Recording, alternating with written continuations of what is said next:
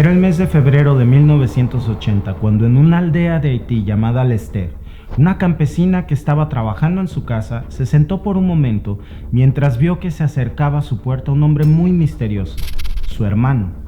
El problema era que ese hermano suyo llamado Clervius Narcis tenía más de 18 años de haber muerto. Su misma hermana Angelina lo había enterrado en un velorio un 2 de mayo de 1962. Ella misma vio cómo lo habían declarado muerto y luego cómo lo habían enterrado. Por increíble que parezca, esta es una historia real y Clervius Narcis no fue el único de los llamados zombies de Haití, un fenómeno que despertó incluso el interés de la ciencia y de los medios de comunicación de todo el mundo que descubrieron después de años de investigación médica una de las prácticas más oscuras de una secta o religión que puede pasar desapercibida por muchos, pero que ahora era tan real como este hombre que había vuelto de la muerte. Pero ¿de qué se trataban realmente estos casos de personas que regresaban aparentemente de la muerte en un estado semicatatónico a los que llamaban zombies? ¿Es el vudú una religión capaz de traer de vuelta a la vida a una persona? ¿O existe una explicación científica detrás del misterio de los zombies de Haití? Yo soy Víctor y en este video vamos a descubrirlo. Yo morí el 3 de mayo de 1962, me metieron aquí debajo y estuve más de 2 días sepultado. Fue desenterrado por un santero, por un hechicero vudú, que lo revivió. Cuerpos sin alma.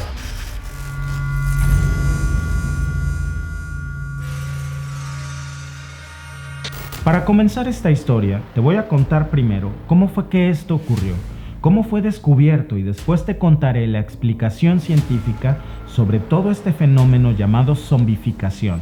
El caso más conocido comenzó a principios de los años 60, cuando Clervius mantenía una disputa con uno de sus hermanos luego de la venta de unas tierras. Pero ese no era el único problema que este hombre tenía. También era acusado de no hacerse cargo de sus hijos, que había procreado con varias mujeres de la zona. Curiosamente, poco tiempo después de estos sucesos, Clervius empezaría a escupir sangre y sufrir de fuertes dolores de estómago, náuseas y otros síntomas que lo obligarían a acudir a la sala de urgencias del hospital Albert Schweitzer en Haití. A pesar de sus síntomas evidentes, los médicos no lograron dar un diagnóstico preciso y el estado de salud de este hombre empeoraba con el paso de las horas, hasta que finalmente, 3 días después de haber ingresado al hospital, murió a los 43 años.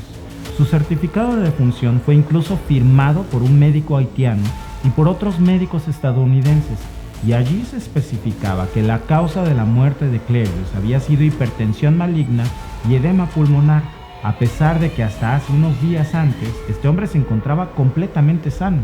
El 2 de mayo de 1972, Clervius fue velado y enterrado. Incluso esta imagen que ves en pantalla es la foto de la tumba de Clervius con él mismo posando encima de ella años después para la revista científica de Harvard. Pero en ese momento en el que Clervius estaba siendo enterrado por primera vez en su tumba, muerto, su familia se resignó a la idea de despedirlo. Pero no fue hasta 1980, 18 años después de su muerte, que las preguntas ante la resurrección de este individuo comenzarían a aflorar. Y por suerte la única persona que lo sabía todo estaba dispuesta a contarlo. Y desde entonces, una serie de investigaciones se llevaron a cabo para dar una respuesta más científica a este hecho. La comunidad médica internacional de prácticamente todas las áreas de la medicina, incluso las más prestigiadas universidades como Harvard, estaban allí para intentar descifrar el misterio, al mismo tiempo que la prensa mundial ponía ante los ojos del mundo el caso de Clervius, el hombre que volvería de la muerte y que era prueba irrefutable de que en Haití existían los zombies. Incluso la cadena británica BBC llegó con todo su equipo de investigación a Haití en 1984 y logró entrevistar a Clervius. Allí contó su experiencia y revelaría que él no era el único zombie. ¿Había otros zombies en aquel lugar? ¿Otros además de mí? Oh, sí, había cantidad. ¿Cuántos había? Había 151, pero uno murió. 150. Todos allí dentro. De hecho, el hombre dijo haber sido víctima de algo que ya se conocía mucho en Haití, pero que para el resto del mundo era algo fantasioso, una zombificación. como castigo, según la religión vudú, a la disputa que tenía con su hermano y por no haber mantenido a sus hijos.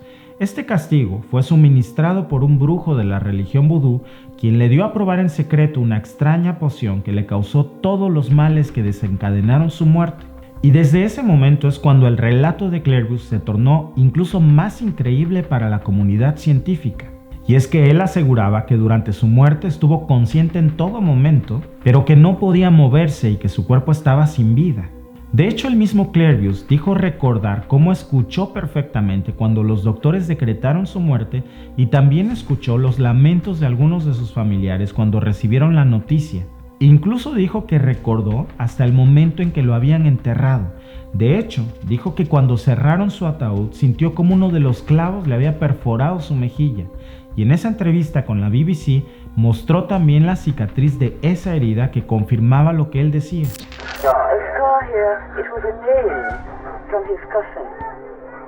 How long was he in the coffin and what did he feel and think while he was in there? He was suffering from the nail. That's the only thing he could remember. Pero ¿qué pasó después de su muerte médica? Según los reportes del artículo publicado por la Universidad de Harvard y en la misma entrevista que le dio Clairvius a la BBC, dijo que ese día el mismo brujo vudú que le dio la primera poción para que muriera había ido a desenterrarlo y le dio otra poción para revivirlo, solo que ahora bajo un estado en el que muchas de sus funciones cognitivas ya no respondían. Era un verdadero zombie, sin memoria y sin la posibilidad de valerse por sí mismo. Esa misma noche fue trasladado a una hacienda azucarera por su nuevo amo, un practicante vudú que, por increíble que suene, fue el responsable de su zombificación como se le conoce en Haití. Pero la sorpresa más grande que narra Clairvius es que al llegar a esa hacienda se encontró con que todos los trabajadores de allí estaban bajo el mismo efecto, al menos un centenar de ellos que, como él, ya estaban legalmente muertos para el mundo y ahora eran literalmente esclavos allí y debían trabajar sin descanso o hasta que su amo se lo permitiera. Y aunque podía trabajar, describía su estado como semicatatónico. Este efecto catatónico, descrito también por diversos científicos a cargo de la investigación, es descrito, según la Real Academia de la Lengua Española, como un síndrome caracterizado por la pérdida de tono muscular y la ausencia de toda voluntad. Pero con el paso del tiempo, tanto él como otras víctimas que lo acompañaban comenzaron a recobrar un poco la cordura y la memoria, aproximadamente a los 2 años de estar en cautiverio. Y en ese lapso se formó una revuelta en la que algunas de las víctimas, llamadas zombies, asesinaron al brujo que los mantenía cautivos, y fue así como lograron escapar, y tras vagar semidesnudos y haberse encontrado en un estado de shock por los últimos 16 años, Clairvius logró encontrar finalmente a su hermana Angelina Narcís, que lo puso a salvo, y aunque al principio no lo podía creer, denunciaron todo a las autoridades haitianas y a los medios de comunicación local, y después la noticia corrió como pólvora. Pero a diferencia de él, las otras personas que fueron víctimas de esta llamada zombificación sufrieron daños irreparables en el cerebro. Pero Clairvius no había sido el único. Fue apenas el primer caso famoso de muchos más que se descubrirían a partir de él. Un caso muy similar al suyo apareció pronto, pero esta vez de una mujer llamada Franchina Ileus, quien fue enterrada en febrero de 1976, pero años después, en 1982, la policía encontró a una mujer vagando que poco tiempo después fue reconocida por su madre gracias a una marca de nacimiento. La historia era muy similar a la de Clairvius. Francina cuenta que fue castigada por adulterio y, al igual que Clairvius, fue revivida con una poción. Y entonces una ola de los famosos zombies de Haití comenzaron a documentarse durante todo el siglo XX. Y por increíble que parezca, aún sigue practicándose la zombificación hasta la fecha.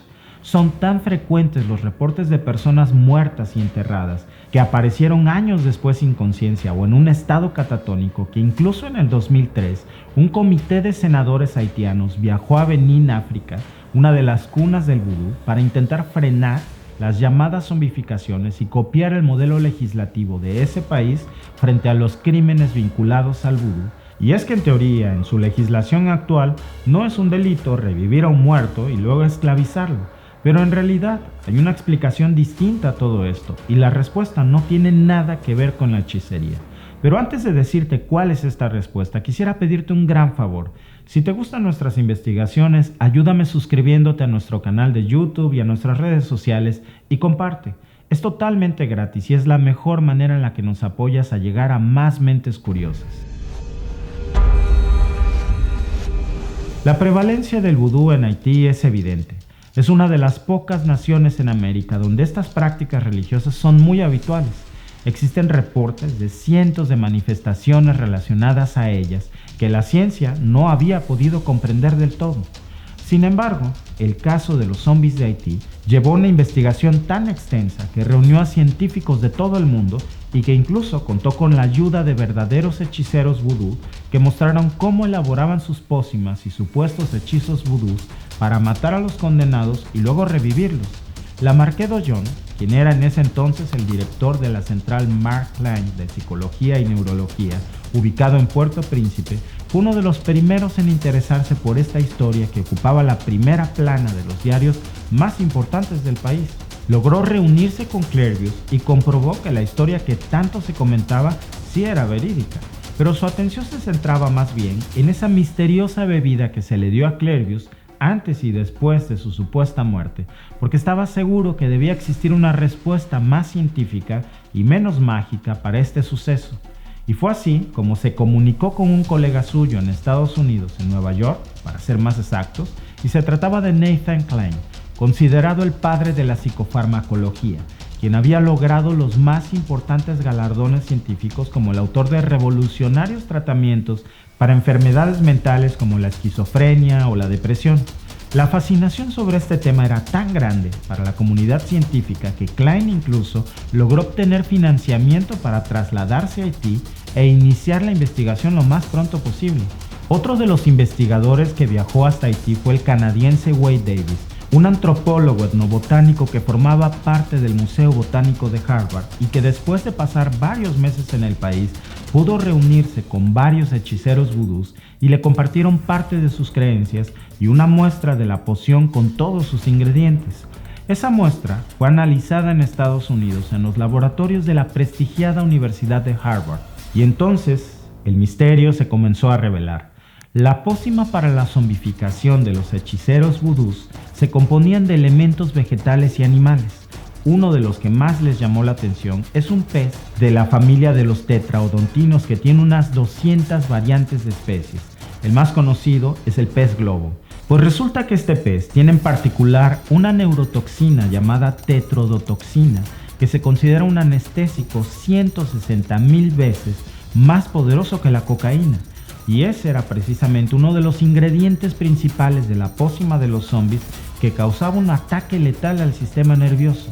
De hecho, el misterio de la zombificación vudú ya era en parte conocida en Japón, en donde este pez es muy habitual. Se llama fugu, y aunque es un manjar muy codiciado por el paladar japonés, es bastante conocido por su poder letal si no se manipula de forma correcta. Al investigar los efectos de una intoxicación por tetrodotoxina, los científicos a cargo de la investigación en Harvard descubrieron que al menos 20 de esos efectos coincidían con los reportes de Clairvius, Francina y otros cientos de casos de zombies en Haití. Ahora lo que parecía un hechizo vudú comenzaba a tener una respuesta científica. Y es que resulta que en Japón también hubo muchos reportes de personas que luego de haber sido declaradas muertas, revivieron de forma extraña hasta 7 días después. Y hasta se reportó el caso de un hombre que despertó en el ataúd sin mayores problemas. Así que con un panorama más claro y una sustancia en la mira, los investigadores decidieron ir más allá. Ahora debían probar la poción, aunque claro, no podían hacerlo en humanos, pero sí lo hicieron en ratas y monos para comprobar sus efectos clínicos en el Hospital Presbiteriano de Columbia, en Nueva York. La sustancia se aplicó directamente en la piel de los roedores y los primates y después de las 6 horas, las ratas, por ejemplo, comenzaron a mostrar los primeros síntomas, hasta que dejaron de moverse y parecían estar completamente muertos. Pero al revisarlas notaron que su corazón latía a una frecuencia muy baja y su respiración era relativamente normal, aunque a simple vista era imperceptible. No tenían estímulos y parecían inmunes al dolor. Esta especie de estado de coma llegó a durar hasta 24 horas. pero en el caso de los monos, los efectos fueron más potentes.